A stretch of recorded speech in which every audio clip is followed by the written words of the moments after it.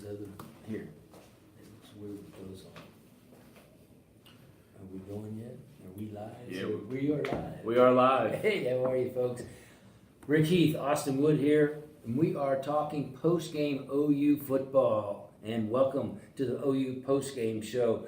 Austin, the game just ended. We're going to get into this to the game in just a moment talking about it, but why don't you tell them how they can join us? So you go to Facebook Live. We should be streaming through Facebook.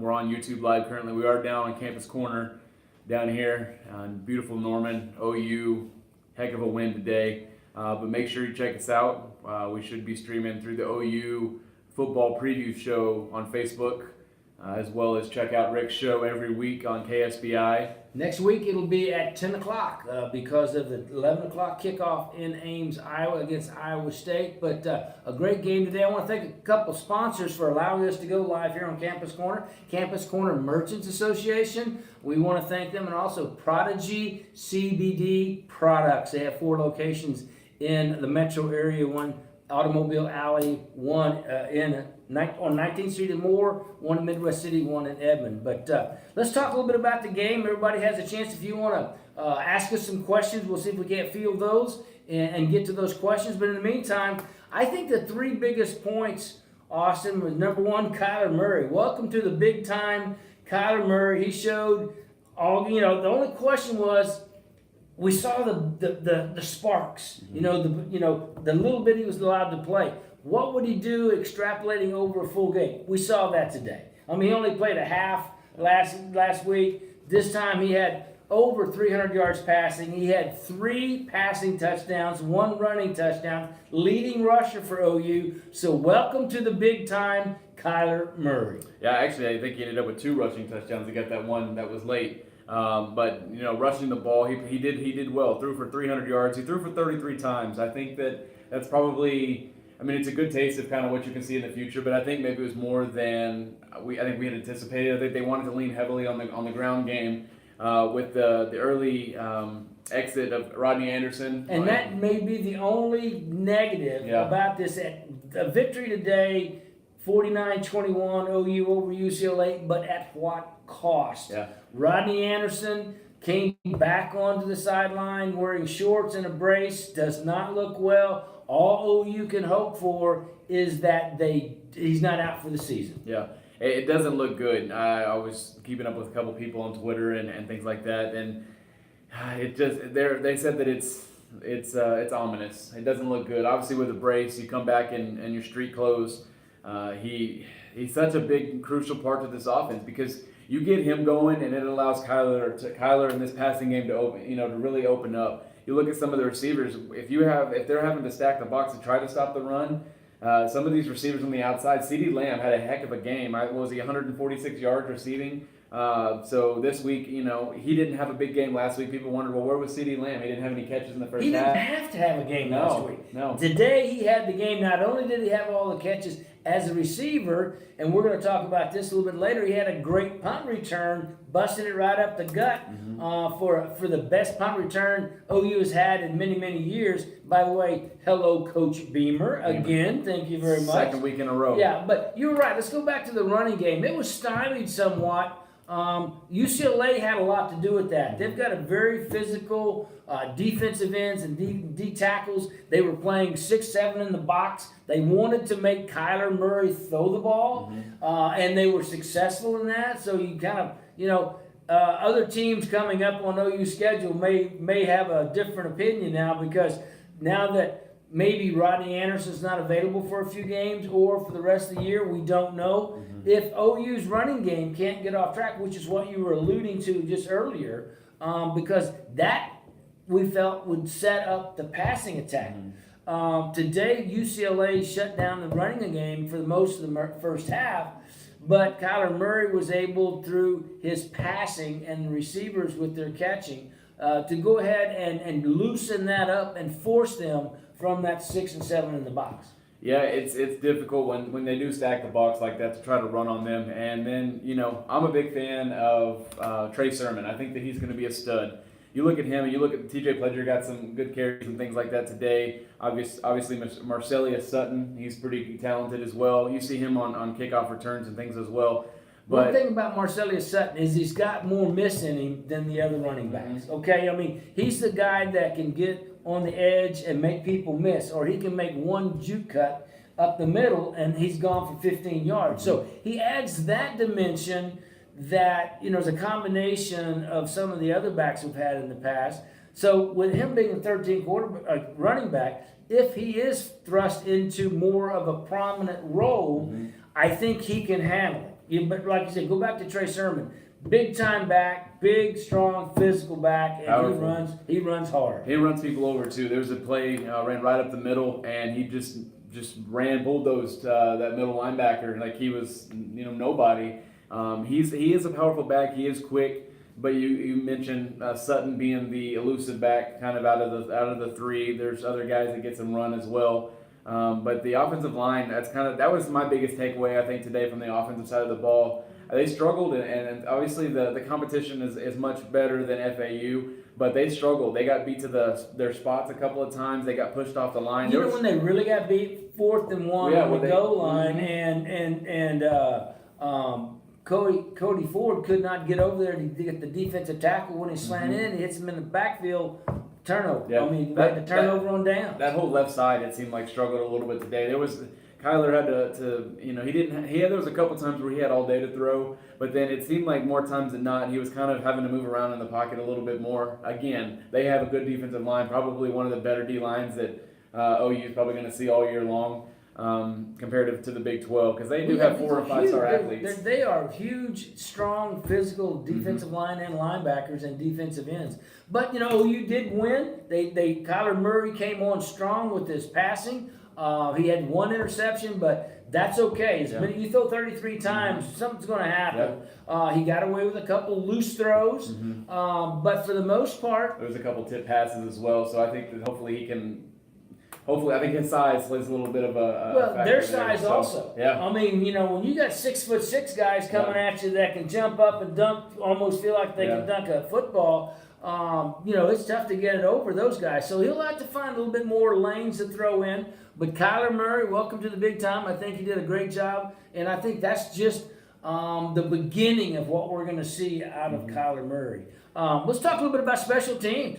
Hey, great punt return, but how about that kickoff return by Trey Brown? I mean, that was the one that kind of got him jump-started because UCLA had taken a 7-0 lead. And everybody's kind of in the stands and kind of going, 7-0, and all of a sudden, boom, Trey Brown takes it back inside the 10. Next thing you know, it's tie 7-7. But what a great kickoff return. Yeah, so I was actually sitting right behind him, and the people around me were, obviously after they scored that touchdown, the people were kind of questioning the refs because there were some questionable things that happened on that series in the Pac-12 refereeing crew. Yeah, I mean, we've been down that road before, hence the Oregon game a long time ago. But so that was happening. People got quiet. People were kind of like, oh man, not already. Like, here's a real opponent, and this happened. So then he returns that kick, gives OU great field position, and then they capitalize and score. Then they go up 7, and then they just they go 42 straight unanswered points from that kickoff return and touchdown until they put the game away. 42 straight unanswered points. What a good job. So special teams ignited them today. Kyler Murray drove them, and then the defense.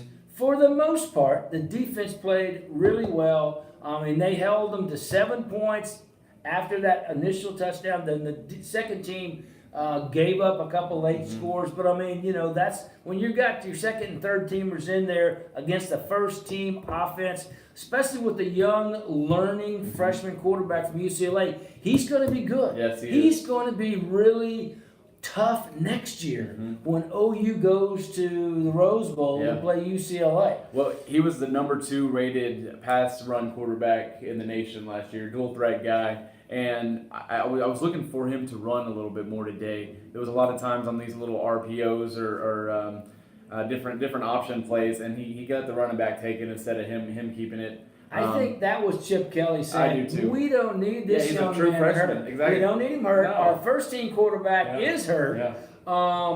And so I think that was more Chip Kelly not wanting to expose him to a lot of big hits.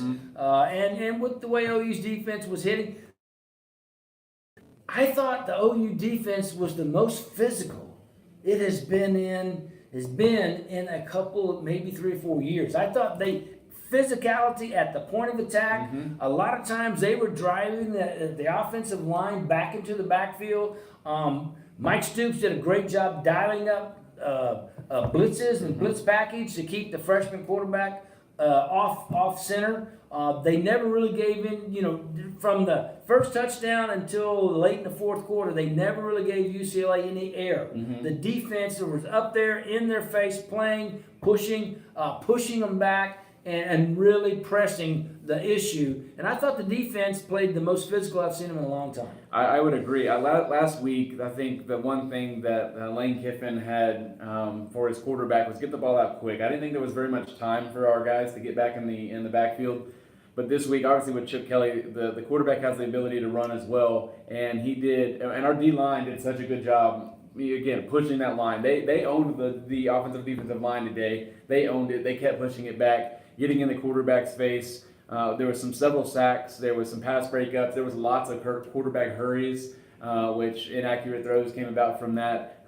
Again, I don't know the last time that we really got to sit down and talk about how good the defense and special teams for OU. Normally it's offense, 50, 60 points a game. Again, the offense was pretty good today, but they're overshadowed by the defense and the special teams. That's what you take away from this game. Well, yeah, we just have to revisit the OU Georgia game. Yeah. OU scores 50 points, can't win a game. So the defense, I think they've taken that message. Mike Stoops is certainly bringing that message that we have to be more physical. They've got some new blood in there. They've got some maturing blood, Amani Bledsoe and Neville Gallimore and Kenneth Mann. I mean, those guys are really, coming into their own. They're bigger, stronger. Benny Wiley had a lot to do with that. I mean, I think he's gotten them more agile and a little, maybe a little bit more stronger, a little quicker, which helps, gives them, when they come in stronger, they feel like, okay, I can dominate my guy. A great many plays today, you saw that defensive line dominate a quality Pac-12 offensive line in UCLA Bruins. So, all in all, a good victory with the exception of Rodney Anderson. Hopefully he is not out for the year. We don't know yet. But we're hoping that he's not. Hey, let me tell you, we are broadcasting here from Campus Corner, courtesy of the Campus Corner Merchants Association, and also brought to you by Prodigy CBD Products with 4 locations throughout the metro, 19th Street and Moore, Automobile Alley in Oklahoma City, and also in Edmond and Midwest City. So thank you to those sponsors to allow us to come here, especially Rainey Powell from the Campus Corner Merchants Association. I hope everybody's enjoying Campus Corner and the great atmosphere it is before game, after games. It's a lot of fun, Austin. But all in all, a really, really good victory by the Sooners against UCLA. Now, UCLA's down. Okay, there's no doubt about that. But they're still a quality Pac-12 opponent. And, what they'll end up doing is probably going to be, split the schedule out for the conference in the Pac-12, but still, it was a good test for OU. OU did well. Kyler Murray passed the test with flying colors, 300-plus yards passing, 3 TDs, 2 TDs rushing. If that's for that last one, I didn't listen to the last one late. But special teams better. Now, the special teams offers a threat. Last year, it was fair catch and no returns on kickoff. This year, there's a chance they can go all the way. Got the crowd excited. And the defense, the physicality of it, I think, is really doing well. And I'm looking for big things from the defense. I agree. I think that you look going forward, Iowa State next week. We're glad that they didn't look past them today. Obviously, you don't want to look past somebody, but they took care of business today. Iowa State next week in Ames, early kickoff, revenge game. How do they go about taking care of business there? Obviously Iowa State gave them problems last year. They came in here and beat them, and OU hadn't lost in Ames since in the 60s. So I think that 28 straight games, 28 straight years, whatever it is. So they need to go in there and take care of business, and then then after that, then you have Army, and then the Big 12 play starts every week after that. So again, good win today. They took care of business. You take a lot of good away from this game. There really wasn't too much bad. We really do hope Rodney Anderson, it's nothing serious, maybe a couple weeks at the most.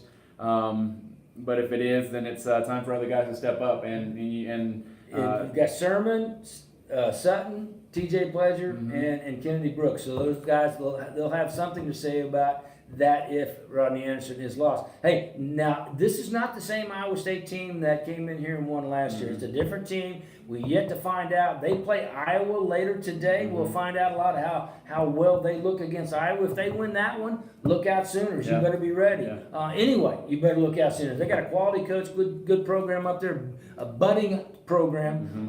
And let me remind you, the OU football preview show will be on 10 o'clock next Saturday morning for the 11 o'clock kickoff. We'll be at 10 o'clock on KSBI, channel 52. So watch us, follow us on Facebook, YouTube, all of that available. OU football preview show on Facebook.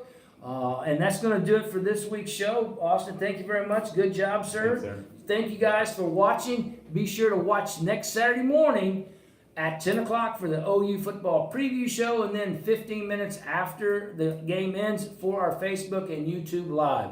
All right, that's going to do it for Ricky and Austin Woods. We'll see you next time. See you guys. Here on the OU football post-game report. And thank you very much for watching. I hope everybody enjoys it, and we will be with you next week.